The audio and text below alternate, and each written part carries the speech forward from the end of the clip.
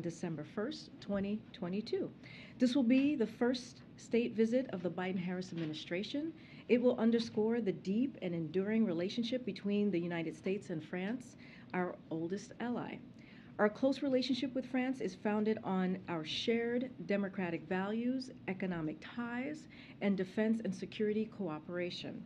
The leaders will discuss our continued close partnership on shared global challenges and areas of bilateral interest. This afternoon, the President will deliver remarks at the third meeting of the Competition Council. The President will highlight progress made on his competition agenda in the last year, which is helping lower prices for consumers, raise wages for workers, and promote innovation throughout the economy. At today's meeting, the President will also announce new action to spur competition among airlines, expose and limit airline fees, and most importantly, save money for American families. Add-on fees hit the most vulnerable Americans the hardest. The President will highlight how companies sneak fees onto bills, prevent customers from seeking the full price of what they're buying up front, and how they used termination fees to make it harder for consumers to switch their service providers. In fact, the median American household loses an estimated $5,000 a year due to lack of competition. The actions the President will announce today are part of his commitment to continue tackling that and bringing down costs. Tomorrow, the President will continue this focus with remarks at the White House on how he is lowering health care and prescription drugs costs for seniors and families across the country, and working to strengthen Medicare and Social Security. Last year, a family of four saved an average of $2,400 on health care through the American Rescue Plan that President Biden signed into law. And now, thanks to the Inflation Reduction Act, which President Biden signed into law about 2 weeks ago, Medicare will finally have the power to negotiate lower prescription drug prices. Seniors will see their out-of-pocket costs for prescription drugs limited to $2,000 a year. For decades, Big Pharma and special interests had blocked Medicare from negotiating low prescription drug prices. President Biden and Democrats in Congress put an end to that through the Inflation Reduction Act, while every single Republican official voted against it. Not only that, Republicans in Congress continue to advance legislation to cut Social Security and Medicare and put these programs on the chopping block. So President Biden will speak to all of that and more tomorrow. I wanted to also acknowledge the dangerous and backwards court ruling in Arizona Friday evening. This is a complete abortion ban, one that forces survivors of rape and incest to carry their pregnancies to term, and women with medical conditions could face dire health risks. Healthcare providers would face imprisonment of up to 5 years for fulfilling their duty of care. This ban would take Arizona women back to more than 150 years and subject them to a law from 1864, a time before Arizona was even a state. Arizona is now the 16th state where Republican officials have stripped women of their rights through extreme, unconscionable statewide abortion bans. And Republicans in Congress continue to advance Senator Graham's proposed national abortion ban. The President and the Vice President believe that Congress must act urgently to codify Roe and protect women's access to abortion and health care. For millions of women enduring these daily attacks on our most fundamental rights, too many risks are at stake. Finally, tomorrow we will be joined in the briefing room by FEMA Administrator Deanne Criswell, who is in Miami today to assess ongoing hurricane planning and preparedness efforts. Over the weekend, the President approved Florida's emergency assistance request as soon as he received it and directed his team to surge federal assistance to the region well before landfall. FEMA has pre-positioned supplies at strategic locations in Florida and also Alabama. That includes generators, millions of meals, and millions of liters of water. FEMA also has staff on the ground supporting planning and preparation efforts. Tomorrow, Administrator Criswell will provide an update on the efforts underway in Florida to prepare for Hurricane Ian, as well as ongoing recovery efforts in Puerto Rico and also Alaska. We look forward to welcoming her, and she will be glad to give you the latest information and, of course, take all of your questions. Amar, you want to kick us off? Yes, thank you. First, does the administration have any reaction to former U.S. security contractor Edward Snowden being granted by Vladimir Putin Russian citizenship? So, since I believe there have been criminal charges brought against him, we would point you to the Department of Justice for any specifics on this.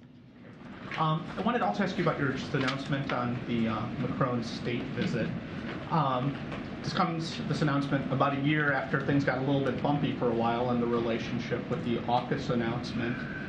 I guess my question is, why France getting this first honor? How much of this is, one, I guess, has the relationship come full circle back to being in good stand? And was part of this about repairing the relationship? And then separately from that, it's a little bit late in an administration for the first state dinner, but obviously COVID was around. What's the calculation and how the administration thought about now is time to actually do one of these state dinners? So on your first question, we deeply value our relationship with France, which is, as I mentioned at the top, our oldest ally. With our bilateral relations founded on shared democratic values, economic ties, and defense and security cooperation, we work closely with France on the full range of global challenges, as you all know, including the war in Ukraine. It is for these reasons that the President and First Lady thought it was important to welcome this close and valued partner to the White House for their first state visit. As you know, President Macron and President Biden have had multiple conversations over the President's first 19 months and have met a few times, most recently, as you all know, last week at UNGA. And so, again, this is a valued, deeply valued relationship and one of our oldest allies. On your second question, you're right, COVID certainly has delayed many of the in-person events a president traditionally hosts at the White House. But the President and the First Lady have been welcoming foreign leaders to the White House, including on working visits and official working visits throughout the administration. But as you stated, COVID has delayed some of this as well. Thanks, Karine. One quick housekeeping note on Florida. You mentioned the FEMA plans. Has the president spoken to Governor DeSantis ahead of the storm? Does he plan to? We don't have any calls to preview or that's locked in to share at this time. Okay. I want to ask you about the new poll that was out this weekend, this ABC Washington Post poll. It shows 56% of Democrats want the party to nominate someone other than Biden, and for people under 40, 75% want the party to pick someone different.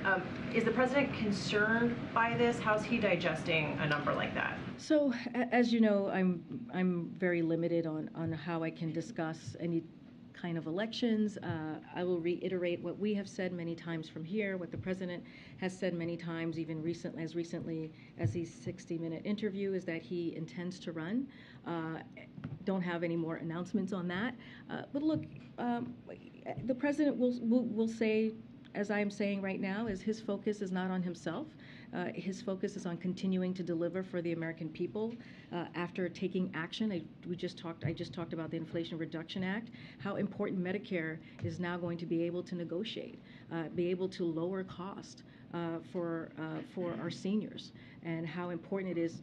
Cost is going to go down as well as it relates to energy bills. I mean, these are things that the president has done for the past 19 months, making sure that manufacturing is resurgent. We saw that in the New York Times article, and we have been able, in the first 19 months, about 700,000 jobs, manufacturing jobs, have been created right here in this country because of the work that this president has done.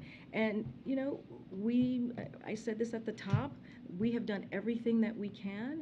The president has made lowering costs for the American people a priority, has made the economy a priority for the American people. And you think about the American Rescue Plan, Republicans didn't vote for that. You think about the Inflation Reduction Act, Republicans didn't vote for that. In fact, they put forth an agenda that wants to take away the gains that we have made by fighting, by winning against one of the most powerful special interest groups. But go ahead. You just ticked off this list here, but the poll actually shows that the president is deeply underwater when it comes to the economy.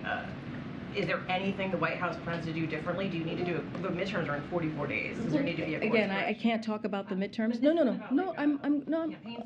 I'm about to answer your question. Give me a second here. Again, I have to say this, right? I cannot talk about the midterms from here because you did mention the midterms. What I can say is, and we talked about this in our August memo, we are going to go out there, not just the president, the vice president, the cabinet secretaries, you have congressional members in their district as well, and we're going to talk about how we have delivered for the American people. Here's the thing, when you think about Medicare, you think about Social Security, you think about the pieces of legislation that we have passed, they are very popular with the American people, with Republicans and Democrats. And so that is also important to note. So look, we're going to keep getting out there. The president loves going out to, to states across the country, to communities across the country, talking directly to the American people, and that's what we're going to do. I understand what you're saying about the poll. I understand what you're saying about the president's numbers, but what we are going to focus on is how we are going to continue to deliver for the American people, especially at the most important things that matter to them. Lowering costs, making inflation a priority when it comes to his economic agenda, making sure we don't leave anybody behind, build an economy from the bottom up, middle out, and that's going to be the president's focus. Karine, does the White House have a reaction to the school shooting in Russia today? So, of course, we condemn any violence. That's something that the president always calls out. Is important that he feels it's important that we speak out, especially when you hear about violence in schools. So I'll leave it at there. I'd also like to return to a topic that we broached on last week in the briefing about the British Prime Minister's economic plan. The British pound is falling significantly, in part also because of the Fed's actions here on the dollar, but also in reaction to her plan. The president has often and regularly criticized trickle-down economics. Is he a fan of her plan, and is there concern about the volatility in the currency market? So I'll say the first part is, and she said this, I believe Prime Minister Truss said that, when she was asked on one of the Sunday shows yesterday, and she said that the United States is one of their closest allies, and we will say the same. The UK is one of our closest allies, and so we will leave their policy decisions to themselves. But to your question about the pound, so on Friday, as you all know, the president and the vice president met with senior members of the economic team and got an update on the global economic developments, as they regularly do. Our economic team reported that because of our economic strategy, which is focused on long-term growth and investment, increased manufacturing, and fiscal discipline, we are able to navigate these challenging global times from the strongest possible position. The American Rescue Plan helped us recover from within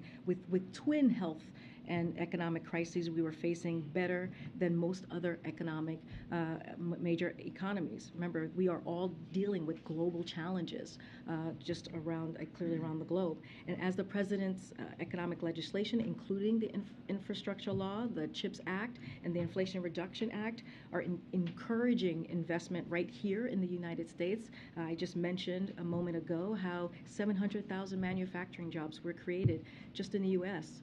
In the last 19 months. A lot of that is because, all of that really, is because of the work that this president has done.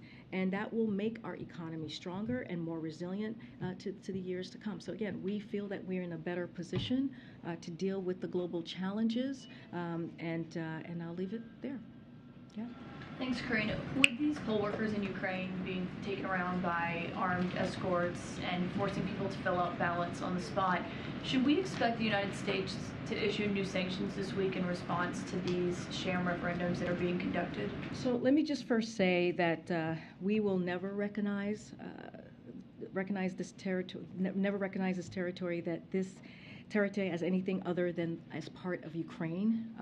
When it comes to the sham referendum, the sham votes that we're seeing in the last couple days, we will continue to work with our allies and partners to hold Russia accountable and support Ukraine for as long as it takes. As far as what we are doing, we are prepared to impose additional swift and severe economic costs on Russia, along with our allies and partners, in response to these actions that we're seeing currently, if they move forward with annexation. We've been very clear about that. As you all saw on Friday, G7 leaders' statement, the United States will never, ever, again, recognize this territory as anything than part of Ukraine. We stand with our partners around the world in rejecting whatever fabricated outcomes Russia announces, and you will hear more from us in the coming days on this. So there could be action on that this week?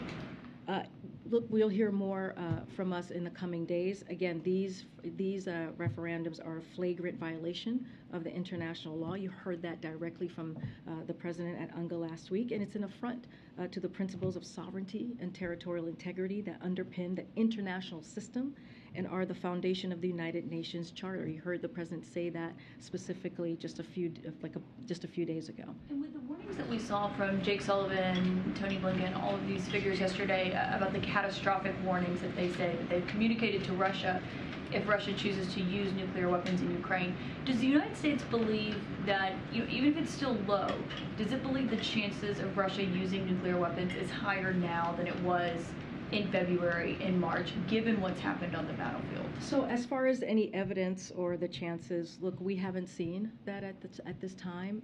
We take these threats, though, very seriously, but we have not seen any reason to adjust our own nuclear posture at this time. So again, haven't seen any evidence of it, but we take this incredibly seriously.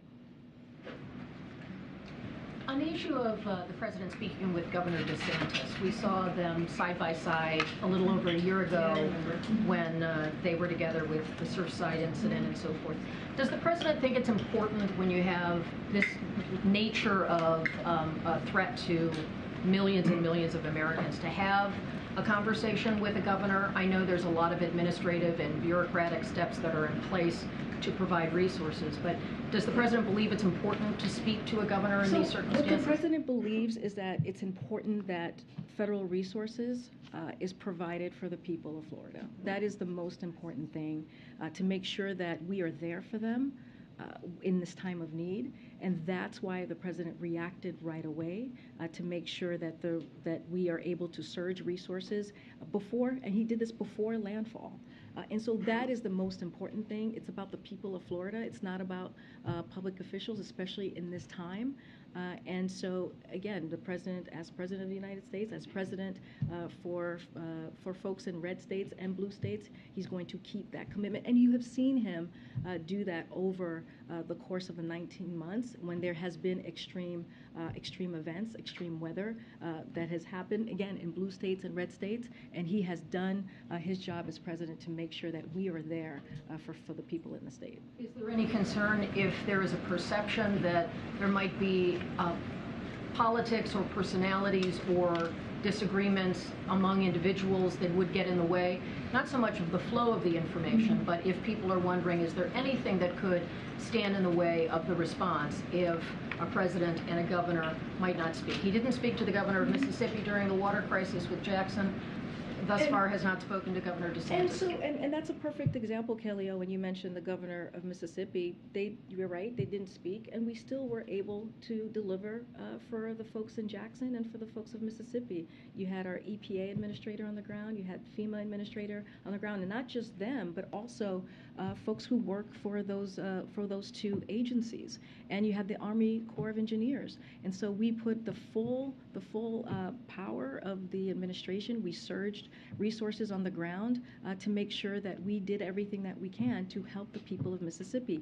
This is the same. There's no difference here. We're going to do the same in Florida as we've done in other states. As I mentioned, Administrator Griswold will be here tomorrow. She is in Miami as we speak, as I speak currently, and she'll be here and she will lay out what we as an administration is doing for Florida and other states like Alaska and any others that need our assistance at this time, and she'll lay that out and answer any questions that you all may have.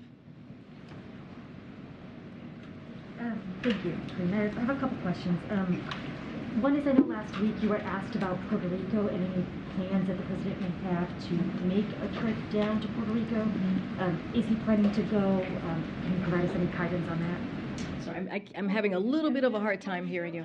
You were asked last week about the president, possible travel plans. You didn't have anything to say last week. Do we have an update on whether the president does intend to travel to Puerto Rico? We don't have anything to preview at this time.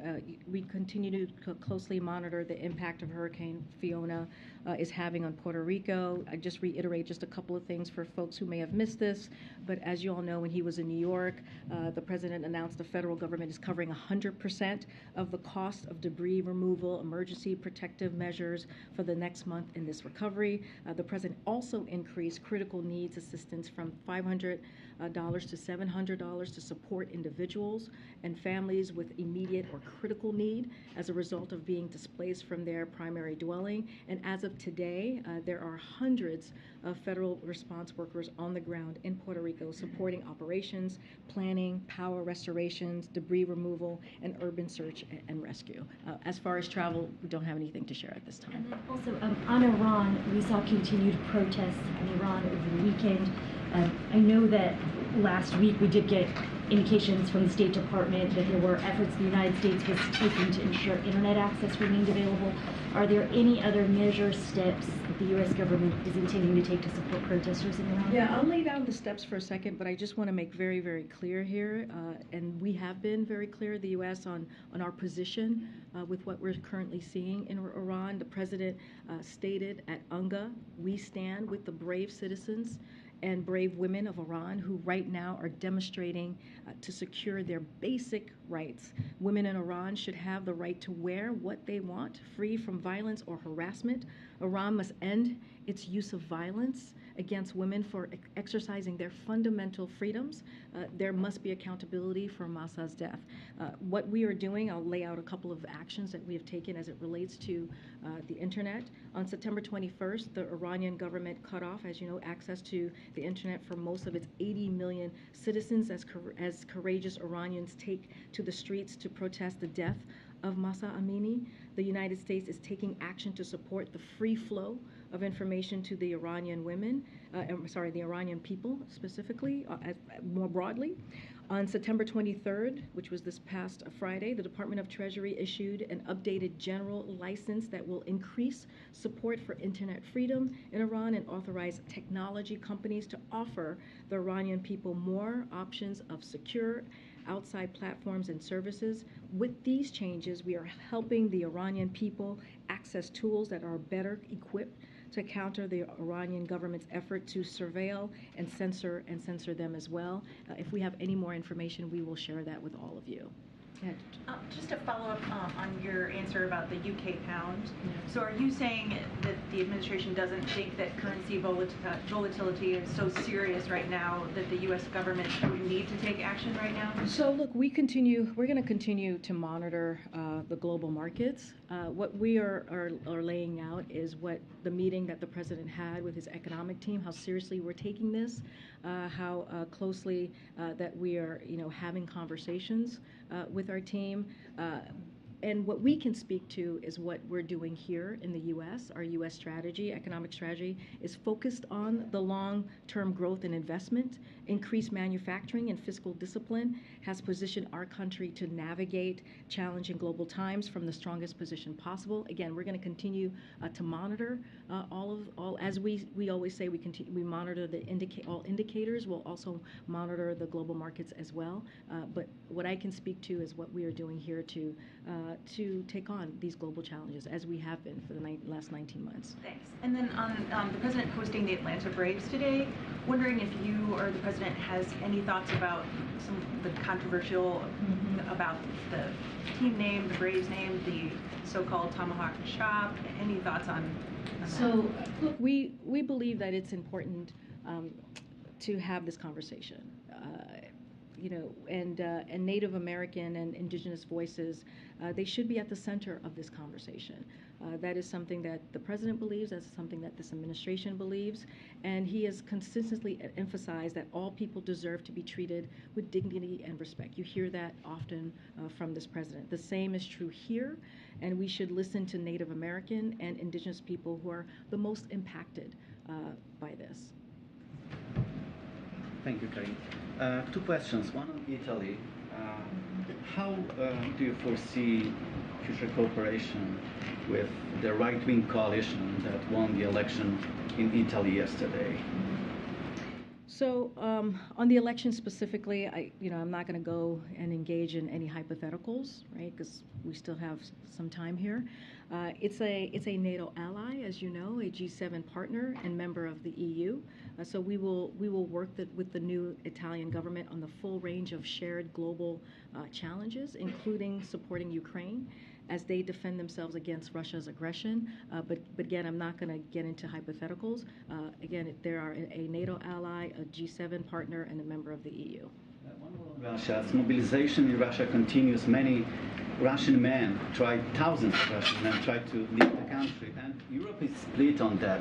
Some European countries, including Baltics and Poland, turn them back. Others argue that Europe should welcome them and give them refugee status. What's your position? What's President Biden's position on that? And is the U.S. willing to grant those men refugee status here in the U.S.? So I would leave other countries. I would let other countries speak to their own policies. I'm not going to speak to other countries' policies from here. But what I can say for our part, for the U.S., we have been clear to distinguish between the actions of the Russian government and its armed forces in Ukraine and the Russian people, many of whom have spoken out against this unjust war. We see that just in the last couple days as we see the protests continuing in Russia. So anyone seeking refuge for persecution, regardless of their nationality, may apply for asylum in the United States and have their claim adjudicated on a case-by-case basis. That's how we see our role here and our part in this. Yeah, thank you. Does President Biden share Zelensky's assessment that Putin is not, quote, bluffing when it comes to his threats about nuclear weapons? So, we've been very clear on this. The Putin's nuclear threat against Europe are irresponsible and it's reckless. You've heard the president say this. You've heard the National Security Advisor, Jake Sullivan. He was most recently on a few Sunday shows. And the consequences of nuclear use would be disastrous for Russia and the world, and Russia would be a pariah on the world stage. So this is not new rhetoric. We have heard this before from Russia. We have heard this before from Mr. Putin. They have made these threats before over the course of this conflict, this past 6 months or more. We, of course, take it seriously. Again, we take this very, very seriously. Though I would add that Russia itself has said many times that a nuclear war cannot be won and should never be fought. This is something that they have said, including earlier this year in the P5 joint statement. As the president made clear, any use of nuclear weapons on any scale would be disastrous for the world and would entail severe consequences. Well, and regarding these catastrophic consequences that Lincoln, Sullivan, yourself have said would occur if there are nuclear weapons used, can we assume that these would be consequences beyond sanctions, that there would be some sort of military response? What more can you say of what catastrophic consequences mean? So look, Jake Sullivan said this yesterday as well, is that we have had private conversations. The NSC and his team has had private conversations and communicated privately, directly to the Russians, and they understand that. They understand exactly what those consequences would be. We are not going to lay that out in the public. We are not going to have these negotiations or share these conversations in public. But again, to reiterate what our National Security Advisor said just yesterday, is that they have made that very clear and spoken directly to the Russians, and they understand. Are there any plans for for President Biden to relay that directly to Putin in some way? We don't have any calls to preview at this time. Welcome back. Thank you. So it's been about a month since the president unveiled his plan for the $10,000 to $20,000 of student loan forgiveness. I know that there was going to be an application available in early October. I'm just wondering if you can give any updates on whether or not that's still going to be. We'll have something to share on that very, very soon on the application process and the next steps. Once we have that, we'll share with all of you. And several state attorneys generals are planning, court challenges once this is unveiled. Can you talk at all about what is sort of going on inside the administration to bolster against this? Yeah. So I leave that to the Department of Justice. I know that when we announced the student loan relief, they put out on their website kind of a legal layout of how they came to making their legal determination. So again, I'll leave it to them. But look, there's always a lot of noise around the student loan debt relief, and at the bottom line is this is going to give some breathing room to many Americans, tens of millions of Americans. This is going to be an important step forward in giving people an opportunity to save some money and put money down on a house, right? To start their family. 90% of Americans who are going to be able to benefit from the student debt relief are making less than $75,000 a year. So this is an important, we believe it's an important for working families. It is important for people who are just looking for a little bit more of, of help in their everyday lives. And then my second question is on this framework House Republicans unveiled last week. Should they take the House after the midterms? I know that senior Republican leaders have been touting a lot of these different bullet points, investigation power, hiring more police officers, the Parent Bill of Rights. Like what are you all thinking as they keep playing up their framework and giving interviews about it? I mean, what is the specifically about the GOP agenda, or can you? Yeah, I mean, I think the subpoena power and the power to investigate is probably, I would imagine, a concern inside the White House. But I'm wondering, as you watch these Republicans talk about it, what is the thinking? Look, our thinking is we are going to focus on the here and now. We're going to focus on the wins that we have been able to make for the American people. You all saw it. You all reported on it. When you think about the CHIPS Act, you heard me talk a couple times already about the Inflation Reduction Act. You've heard me talk about the American Rescue Plan, how that got our economy turned back on. I just talked about the student debt relief. That's what the president's going to be focused on. Whether the GOP take the House or not, again, I have to be careful what I say from here, from the podium. That's a hypothetical that we're just not going to entertain at this point. At this point, we're going to make sure that we are doing everything that we can to lower costs. And I will say this: Republicans are doing the complete opposite. They're not wanting to lower cost for the American people. Again, voted against the American Rescue Plan, voted against Inflation Reduction Act that helps lower cost for the American people. But again, we're going to stay steadfast in making sure that we continue the work. Yeah, 2 o'clock out. Can you take a few more? Yeah, I'll take a few more. It's been 2 months, Karine. Go ahead. Is the White House confident that a government shutdown will be averted at the end of this week? So look, and I've spoken to this a couple of times. We believe that this could be averted. This is not the first time that we are in a position where we're talking about the CR. It was done last year, and it could be done again this year. So we encourage Congress to get it done. Is the president going to be talking to lawmakers this week to try and push this over? Don't have anything for you to preview at this time on any conversations that the president is having. I can say this, and I've said this many times before. We have our teams here in the various departments who are having regular conversations with members of Congress and their staff in a bipartisan way, because we think this is something that should happen and needs to happen. Can you give us an update on US aid to Pakistan? And can you also tell us to what extent the US is worried that catastrophic flooding in the country, a country that's nuclear armed and with a history of military coups, could lead to political instability and a security concern? So would have to go back to the team to get any more specifics on what we have talked about already about the aid that we have provided for Pakistan. We have been in close communications with folks and making sure that as they're dealing with the flood, as the people of Pakistan are dealing with the flood, that they have aid, especially from us. Don't have any specifics on anything else that beyond of what we have already shared, but I'm happy to check with the team and lay out and get some more updates for you. Is there anything you can say on the kind of concerns that that a humanitarian issue could lead to a security? I mean, we always have that concern. That's something that we monitor very closely. Just don't have anything more to share on what we've already laid out. Senator Rick Scott has a bill that he's proposing that essentially is supposed to require universities with high endowments to pay some of the financial aid when it comes to tuition. Does the administration, have they seen the bill? We were told by Rick Scott's team that they sent a letter to the administration. Have you seen the bill? And does the administration believe that universities do have some type of responsibility when it comes to lowering the cost of higher ed? So I have not seen this bill. I would have to talk to our Office of Leg Affairs on this particular piece of legislation by Rick Scott.